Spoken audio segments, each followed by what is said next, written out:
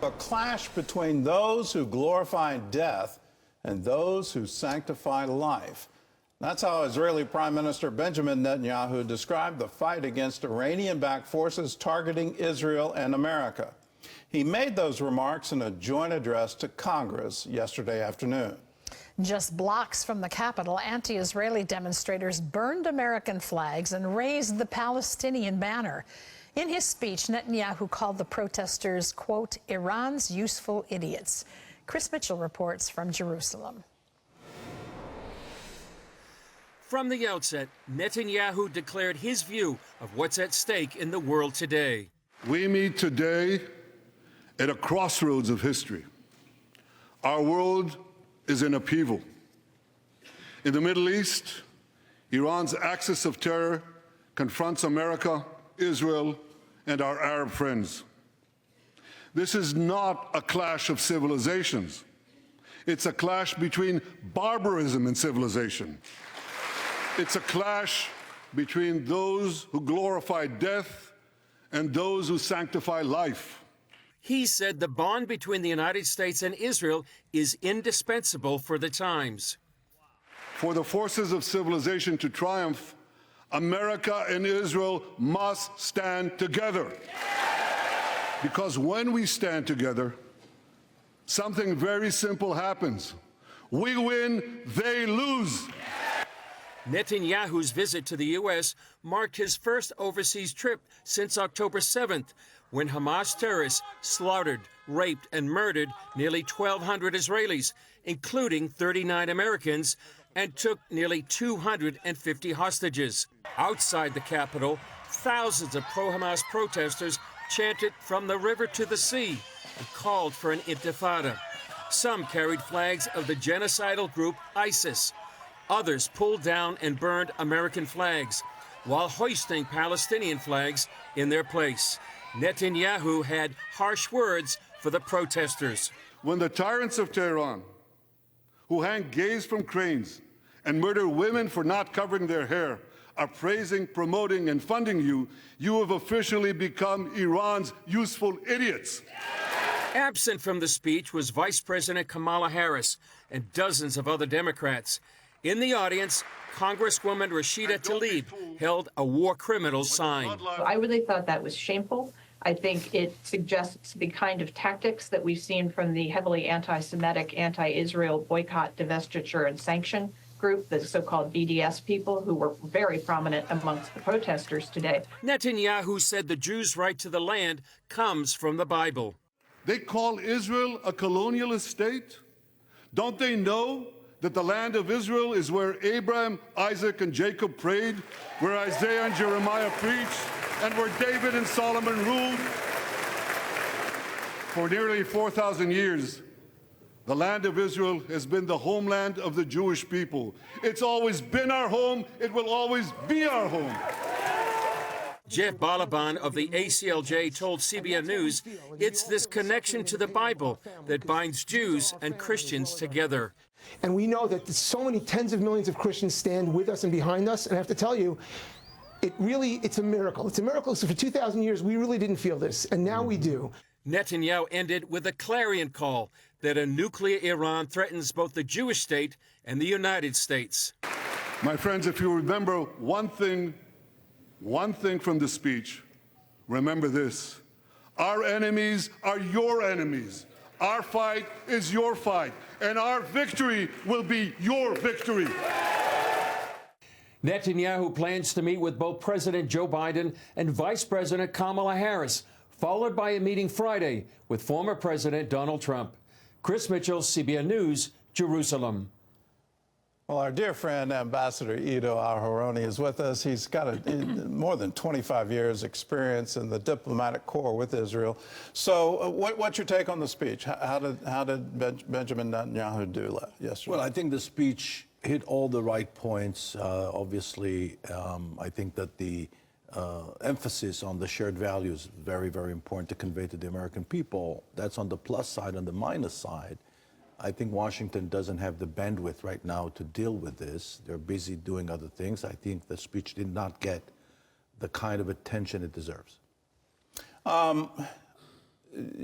I think you've raised a great point that we're so into the presidential race right now, and along with that, the congressional and the Senate races, that do we have enough attention to the world stage? What do you think of Kamala Harris saying, I'll pass, I've got to go to a conference and not attend? Well, I'm sure that she has her own reasons for doing that, but I think that, you know, it's not a good thing that scores of Democrats did not show up for the speech. This must be bigger than personal disputes. I understand that many of them simply dislike Mr. Netanyahu, and that's understandable because many politicians are being disliked all over the world. Mm-hmm. You know, it's the nature of the business. But they have to put America's interest above that. And this is not about Mr. Netanyahu. The war on October 7th is a manifestation of something much bigger, is an effort to undermine American position in the world. That's what it is. And when President Biden decides to show up 10 days into the war and decides to pass a huge aid package, he knows why. And the answer is because he knows it's also about the United States. Well, let's talk about the world stage and something else that happened this week that I don't think got broad news coverage in the United States, and that is Hamas and Fatah coming together in Beijing to sign an accord. I know the history. I know the elections in Gaza, 2006, 2007. In the aftermath of that election, Hamas killed Fatah supporters, threw them off a rooftop. Should we all be concerned that they're now signing pacts and saying we're in this together? Yes, absolutely, and I'll tell you why. The ancient sin of Yasser Arafat was his unwillingness to tackle his own opposition from within back in the early 1990s when the peace accords were signed with Israel. The assumption on our side was that Arafat would be interested in at least curbing his own internal opposition, just like any other national movement did, by the way. But he didn't. He didn't do anything. And Hamas grew and grew and grew, and I think that today Hamas is in a more powerful position than the mainstream or the former mainstream of the Palestinian political system represented by Fatah. Well, I think Hamas, if they were to stand for election in Ramallah, they'd win. Good chances they will. At least that's what most recent public opinion surveys tell us, to the extent we can rely on them. And we're not sure exactly as to the methodologies and so on, but it's consistent what we're hearing. And I also see interviews, random interviews on television with rank-and-file Palestinians from the West Bank. It seems like there's an overwhelming majority of Palestinians that support what happened on 10/7, despite of the fact, and our listeners should know that Hamas killed scores of Muslims on 10/7, which people don't realize. Scores I didn't know that. Scores of Muslims were killed too. Why? It's called guilt by association. Many Muslims worked in the music festival Nova, where hundreds of peace-loving people were killed, came to dance, and Thai workers, work immigrants were killed from Thailand.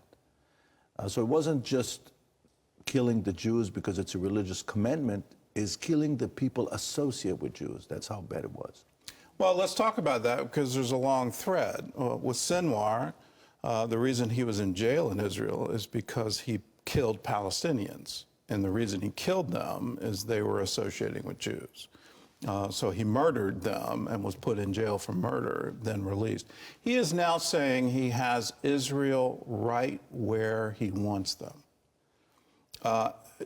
That sent a chill down my spine, that here's a leader of Hamas saying, I don't care about the destruction of Gaza. I don't care about my own citizens. The only thing I care about is where does Israel stand on the world stage, and can we succeed in wiping her off the map? What's the reaction to all of that in Israel?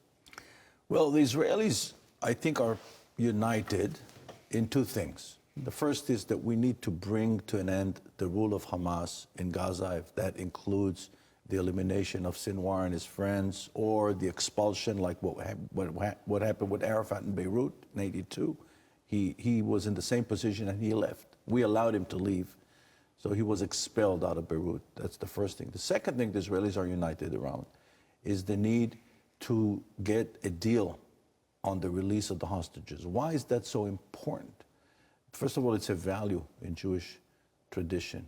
You save one life, you save the world. Exactly. You save one life, it's as if you saved the entire world. Secondly, that's the glue that keeps Israeli society together. Mutual responsibility. It's been always our core value. If the government will fail, then I don't feel safe to send my son to serve in the army. God forbid something happens to him. So it sends a very strong message. So these are two things. Now, there is an opposition, a political opposition, to the idea that Israel will sign a deal that will give Hamas any kind of victory. And that opposition usually comes from the far right of the Israeli political spectrum. So Mr. Netanyahu is between a rock and a hard place here. If he caves in to them, he angers them, and vice versa. So that's the situation. There are no easy solutions. What happened in 10/7 is that Israel was put in a position where there are no good options, only bad options or worse options. Let's talk about some of the worst options that are on the world stage right now. Our Secretary of State said Iran is within weeks of getting enough fissionable material to create a bomb. Our own State Department is questioning whether the Houthis are really a terrorist organization. And I remind everybody watching, it was under the Biden administration that the terror designation was taken off so that humanitarian aid could go into Yemen. But it looks like that also allowed them to get a whole bunch of rockets and weapons that are currently being used against Israel and against the U.S. Navy. On top of that, they started funding again, and again, the first week of the Biden administration, funding UNRWA. So in all of that, it seems like there's a willful blindness within our Foreign Service, within the State Department, within administrations, and it's not just Democrats, but Republicans as well. They seem to turn a blind eye to the threat. What do you think is going to wake us up? Unfortunately, only a cataclysmic event, something that will shatter the foundation to its core, unfortunately. Once Iran becomes nuclear, everybody understands it's game over. They become untouchable. You can't do anything militarily. But here's the point. There's a whole, this thing called concept creep, when a good idea slowly is moving to become a bad idea. And that's the whole discussion around the underdog. The idea that the underdog, we need to view the world through the eyes of the underdog, which is a noble idea, slowly became that the underdog is always right and the underdog has permission to do whatever they want. And that's what you see, basically. Compassion is important, it's central, for people of faith. But too much compassion can be paralyzing, can be debilitating. And that's what you're seeing. The idea that the Houthis is not a terrorist organization is insanity. The idea that we have to provide humanitarian aid to our enemy that is trying to kill us. I mean, we need to revisit those ideas. It's true, there are innocent people, and they need to be protected in Gaza, in Iraq, in Afghanistan, wherever you go, in every war zone. Unfortunately and sadly, there are innocent people. There were innocent people in Dresden that were killed. There were innocent people in Hiroshima and Nagasaki that were killed. That doesn't mean that that we should deliberately aim to harm them. War is not noble, but it is necessary in some cases, and this is the case. I'm kind of chilled with it's going to take a cataclysmic event. We had a report earlier this week that in all likelihood there are already terrorist cells in the United States, have come through. Our borders have been essentially open for 4 years, and they're already here. Do you think that's imminent? Well, I think that, thank God, since 9/11, we didn't have another major event, and the credit goes to American security establishment, and I think they've been very, very effective because the motivation is there. There's no doubt in my mind that the motivation is there, and I'm afraid that those groups are being emboldened by the events of 10/7, by the support that they see even here on American soil, let alone in Europe.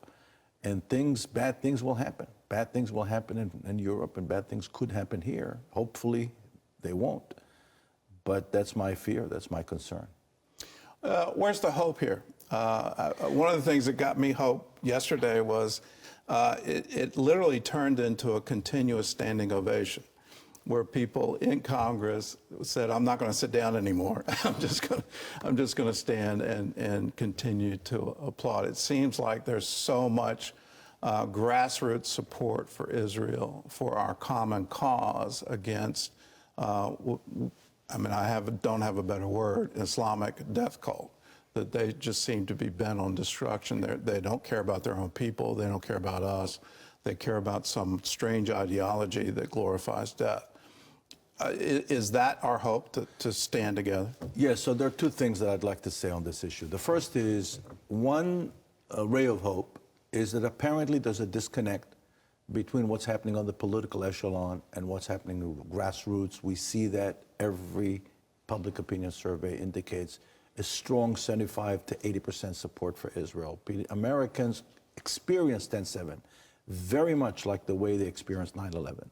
So there's a solid support. Most Americans do understand what's at stake. Most Americans do understand it's an intercivilizational clash, and they understand that the other civilization is not about, accepting our values. They get it. So that's one source of hope. The second is the response of Israeli society to this challenge. And I've never seen anything like it, and I'm 62 years old. I've never seen anything like it. My son's unit in the Army, they had 150% response, meaning they had more people than they expected showing up on October 8th to serve in reserves. The spirit of the Israelis is just incredible. And it's true, we were hit hard. Israelis are still in shock, but there's a source of optimism when you see how the young generation is ready, is ripe to become the future leaders of our people. Well, I'll give a hearty amen. Ambassador, thanks for being with us. Thank you for having You're me. our dear friend, and be assured we stand with you, we stand with Israel.